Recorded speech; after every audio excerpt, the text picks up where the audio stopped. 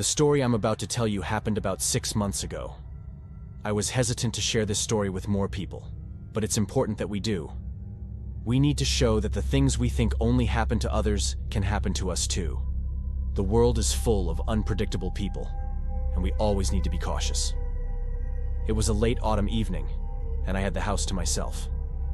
My wife was out of town for a conference, and our 2 kids were staying with my in-laws for the weekend. The house was quiet, but instead of feeling uneasy, I felt a rare sense of excitement. I hadn't had the place to myself in years, and I was looking forward to enjoying the solitude. After dinner, I decided to settle in for a movie. I picked something lighthearted, hoping to fill the house with the comforting sounds of laughter and dialogue. As the movie played, I felt relaxed, relishing the rare peace and quiet. The movie was halfway through when I decided to make myself a cup of tea. As I walked into the kitchen, I noticed the back door was unlocked. I distinctly remembered locking it earlier, so a slight sense of unease crept in. I shook my head and said I was just forgetful. I locked the door, double-checking it this time, and returned to the living room with my tea. When the movie started up again, I had more trouble focusing. My mind kept drifting back to the unlocked door. Had I really been that absent-minded? I tried to ignore it, focusing on the movie, but the unease lingered. For many people, this might seem strange and a bit extreme, thinking so much about an open door. But I've always been super careful about these things. We live in an area that isn't particularly dangerous, but it's isolated, with large houses, and sometimes crimes are reported. Besides, when I was younger, my parents' house was burglarized. I still remember the feeling I had, the broken confidence that your home was a safe place. Since then, I've always been extremely careful with doors and windows. Eventually, I turned off the TV and decided to call it a night. As I went through the house, turning off lights and checking doors, I felt a strange compulsion to look out the windows. Each time, I half expected to see someone standing outside, watching, but the yard was empty, bathed in the soft glow of the streetlights. Upstairs, I got ready for bed, but the feeling persisted. I left a lamp on in the hallway, something I hadn't done since we first moved into the house.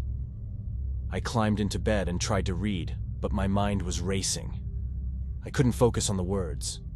Then lying there in the dark, I heard it, a faint noise coming from downstairs. It was barely perceptible, but in the silence of the house, it sounded loud and intrusive. My heart rate quickened, and I strained to hear it again. There it was, a soft thud followed by a creak. I told myself it was just the house, old and prone to making noises, especially as it cooled down for the night. But a part of me wasn't convinced.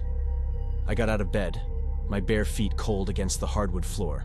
I grabbed a small pocket knife that I kept in the bedside table and started to make my way down the stairs. The living room was just as I'd left it. I moved through the house, checking each room. The kitchen, dining room, and bathroom were all empty.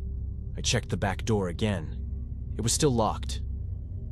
As I moved towards the front of the house, I noticed the front door was slightly open. My heart skipped a beat. This time, I was sure I had locked it. I stepped closer, my breath catching in my throat. Someone had been, or was still, inside the house. The door had a security mechanism and could only have been opened from the inside. Without thinking twice, I approached and opened the door, prepared to see someone on the other side. But there was no one. I quickly went to the kitchen and grabbed a bigger knife, shouting into the emptiness that I was armed and wouldn't hesitate to defend myself. Then I went from room to room, checking every corner of the house, making absolutely sure that no one was inside. I returned to the bedroom where I'd left my phone to call the police. But just before I could dial 911, I heard another noise. This time, it was distinctly clear, coming from the direction of the garage. It was a metallic sound, like something being moved or bumped. I sat up, listening intently. The garage was accessible from the house through a door in the kitchen.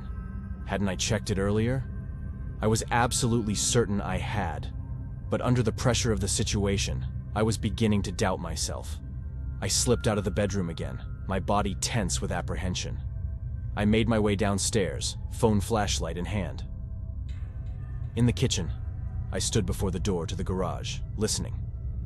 Silence. I turned the knob slowly and opened the door, shining my light into the darkness. The garage was cluttered, as usual. There were boxes, tools, and bikes piled carelessly. Nothing seemed out of place, but the feeling of being watched was stronger than ever. I stepped inside, the cool air wrapping around me. I scanned the room with my light, half expecting to see someone hiding. Suddenly, the overhead light flickered on. I jumped, my heart racing, and spun around to see the motion sensor had been triggered. I let out a breath I hadn't realized I was holding. It was just the light, reacting to my movement. I turned to leave, but as I reached the door, I noticed something on the floor. It was a small, folded piece of paper. I picked it up, my hands trembling slightly. When I opened it, I discovered a written note. "You should lock your doors." A chill ran down my spine. Someone had been here. They had been close enough to leave this note, yet I had seen no one. Panic surged through me. I needed to call the police. Forcing myself to move, I ran back into the kitchen, slamming the door shut behind me. I locked it and backed away, grabbing my phone and dialing 911 again. As I spoke to the operator, I felt a mix of fear and frustration. They assured me an officer would be dispatched, but I knew it would take some time. I stayed on the line, moving through the house to check every lock and window. I felt exposed, vulnerable, despite the reassurances from the operator. When the police finally arrived, I felt a flood of relief. I let them in and explained everything, showing them the note. They searched the house and the surrounding area but found no one. The officer in charge was sympathetic, but there wasn't much they could do beyond filing a report and increasing patrols in the neighborhood. I spent the rest of the night obsessively thinking about what had happened. Nothing had been stolen, and no one had even tried to interact with me. Was it a warning that they might return later when my family was home? It's terrifying to think about. Someone invading our privacy without any apparent purpose. I would have felt much more at ease if they had taken something concrete. The next few days were a blur of anxiety and hypervigilance. I couldn't bring myself to stay at the house alone. I arranged for a security system to be installed, complete with cameras and alarms. It brought some peace of mind, but the sense of safety I once had was shattered. Weeks passed, and life slowly returned to a semblance of normalcy. My wife and kids came home, and the house was filled with noise and activity once more. But the memory of that night lingered. I found myself double-checking locks and windows, listening intently to every creak and groan of the house. The police never found out who left the note, and there were no further incidents. But the experience left a mark on me. I had always considered myself level-headed and rational, but that night showed me how quickly fear could take hold. It was a lesson in vigilance, in the fragility of the sense of security we often take for granted. Now, as I sit in my living room, surrounded by the comforting sounds of my family, I can't help but glance at the windows, checking for shadows that don't belong. The fear has faded, but the awareness remains. I know I'll never forget that night. The feeling of being alone and vulnerable, and the reminder that safety is something we can never truly take for granted.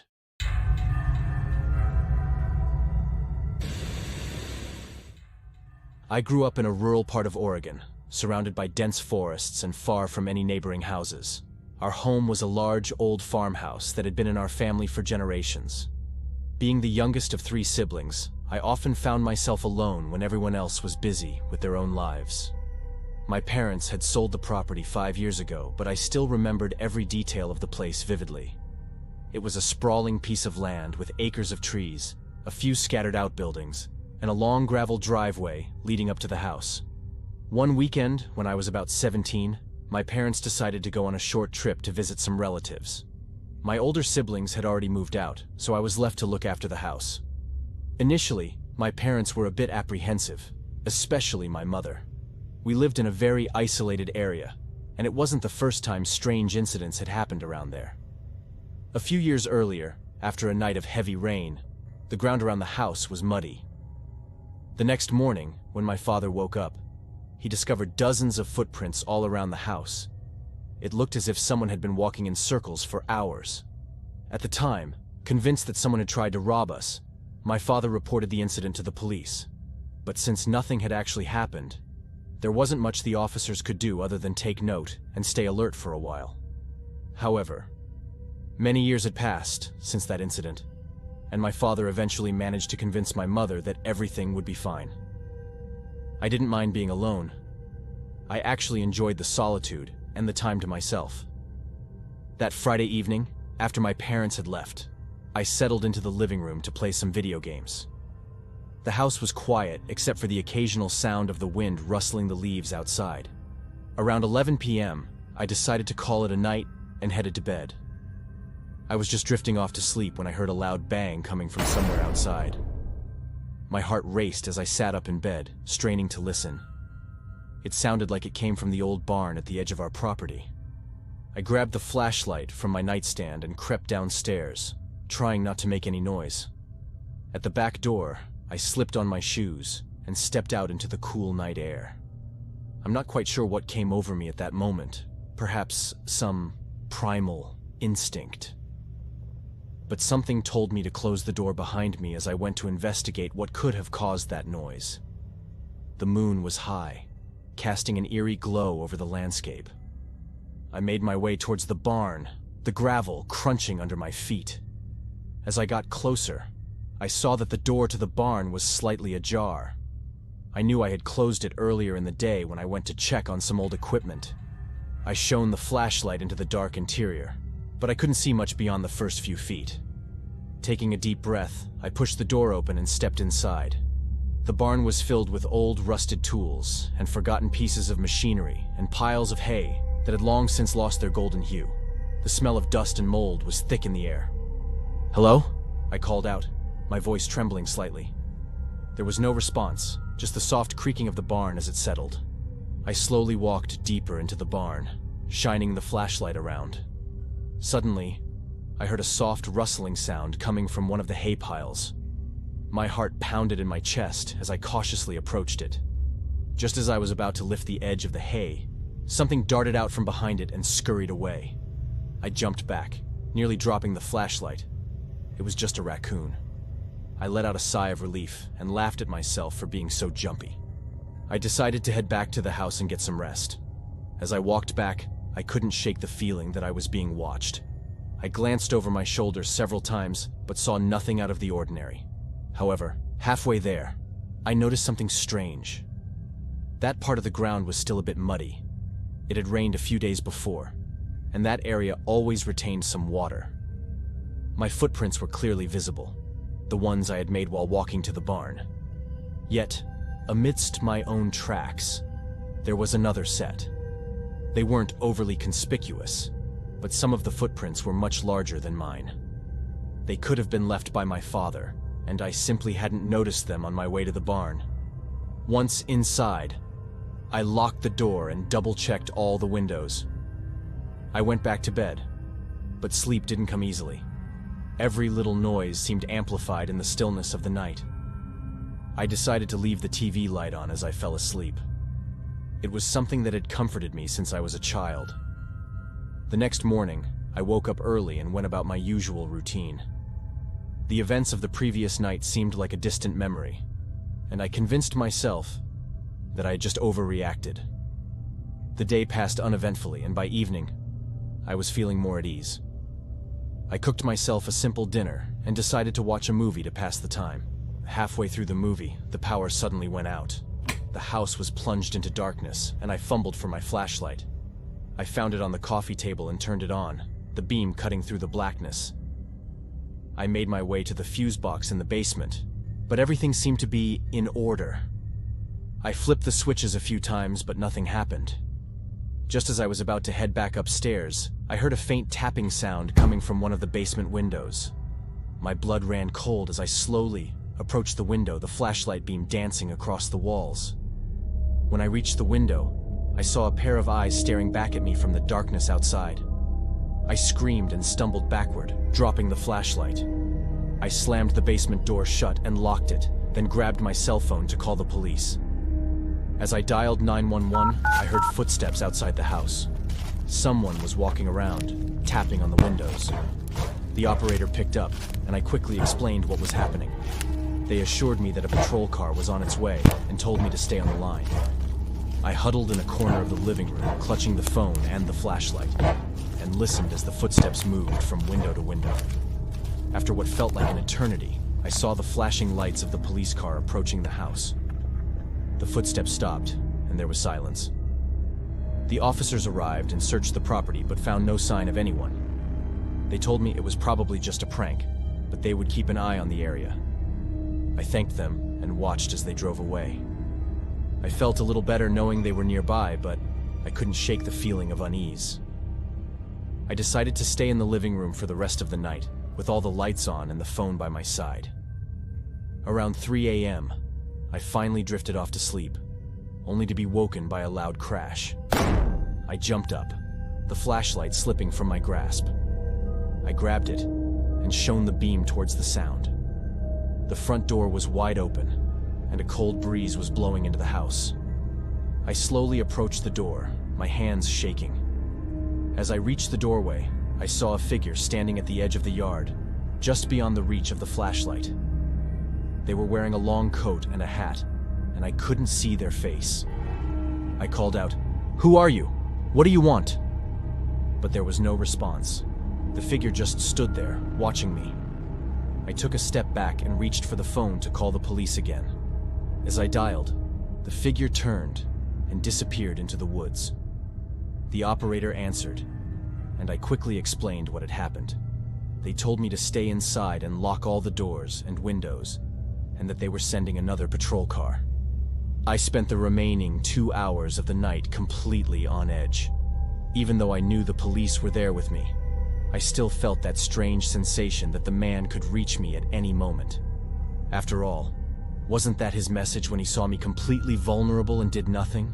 Perhaps because he knew that sooner or later he would be able to catch me and instill terror in me. When morning finally came, I packed a bag and decided to stay with a friend until my parents returned.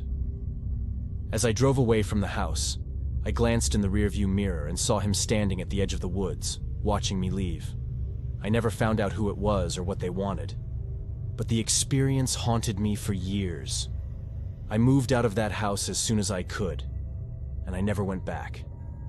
Even now, whenever I'm alone in the dark, I can't help but feel like someone is watching me.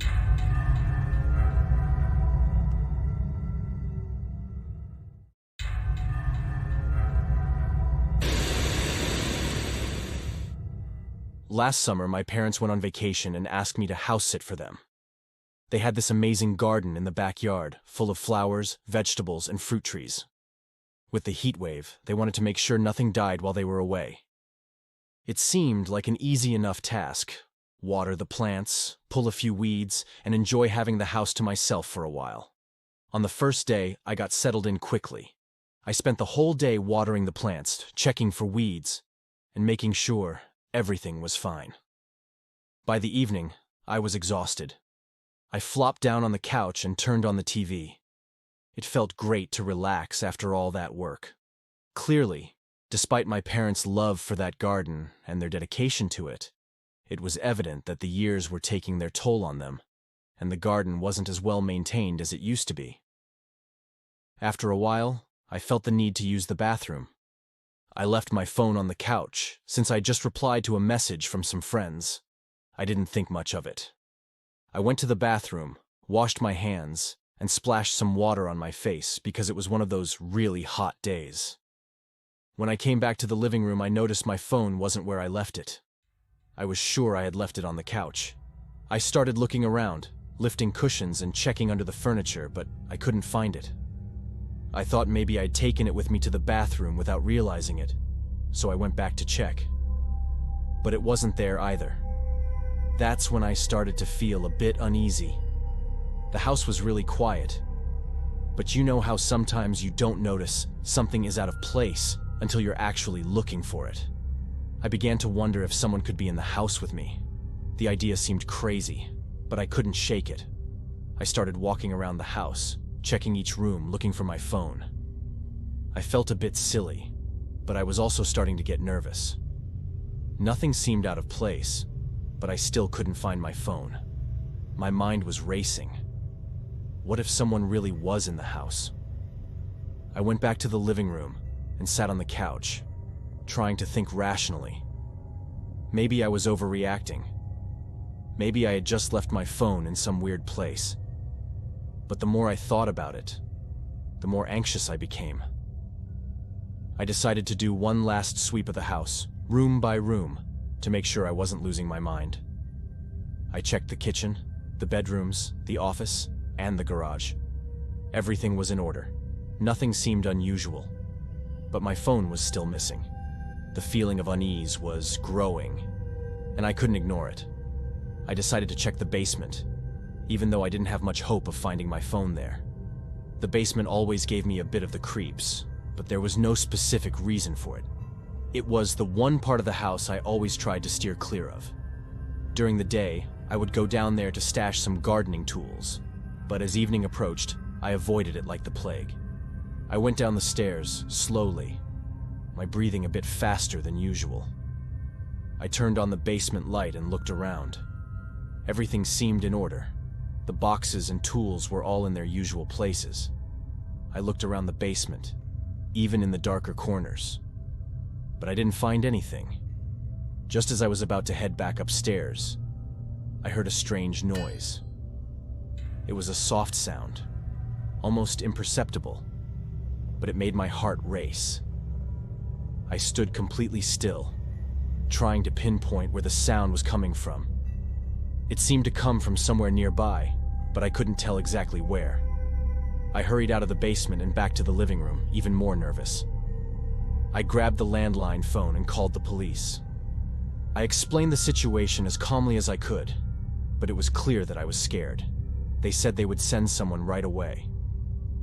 I went outside to wait in the front yard. I felt safer outside, but I was still worried. While I waited, I started thinking about all the possible scenarios. What if someone really was in the house? What if they were planning something? I looked around, trying to see if there was anything out of the ordinary outside the house.